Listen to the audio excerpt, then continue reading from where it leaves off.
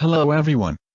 In this demonstration, I will be showing you how to create parameters files for non-canonical amino acids in Rosetta.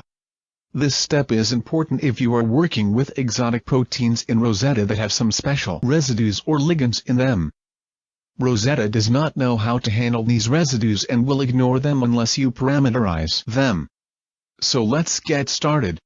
One special protein that we like to work with is GFP. It turns out that GFP is one such non-canonical amino acid. In the center of the protein, there is a chromophore molecule that is embedded in the polypeptide sequence. If we take a look at the protein sequence, there should be a chromophore over here, and you can see that it was not loaded by Rosetta. So let's go over to the Protocols menu and choose the Residue Ligand Creator option. First I have to go and load the protein that I know has some special residues in it, so let's select the GFP molecule. This menu over here then becomes filled with all the three-letter codes that Rosetta does not recognize. This CRO option is the chromophore. This next button is a toggle button. Ligand means that the residue is not embedded in the polypeptide sequence itself but is bounded somewhere to the protein. Polymer means that the residue is embedded in the sequence, which is the case for the chromophore. Then press Create.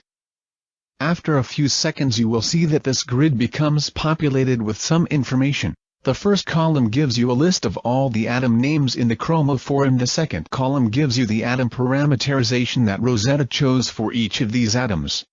You can click on arrows in the grid to turn spheres on for the selected atom, so you can see where in the structure the atoms are. This second menu down here contains a list of all the valid parameter types for each of the atoms.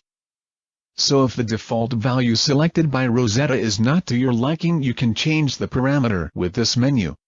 If you are working with a polymer residue, like we are now, you need to specify which atoms are the N and C termini so Rosetta knows how to connect this residue to other residues.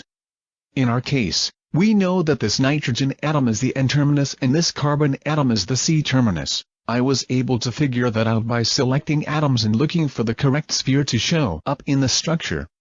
The three-letter code is already given the name CRO, which is how it appears in the PDB structure. You should not need to change this unless you are doing something special.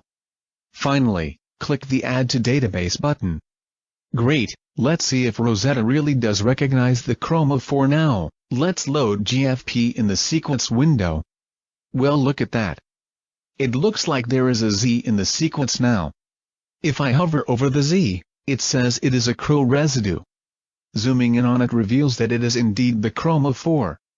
If at a later time I decide that I do not want Rosetta to be aware of CRO residues anymore, I can select CRO from this menu and remove it. Anyway, that's all there is to creating custom amino acids in InteractiveROSETTA.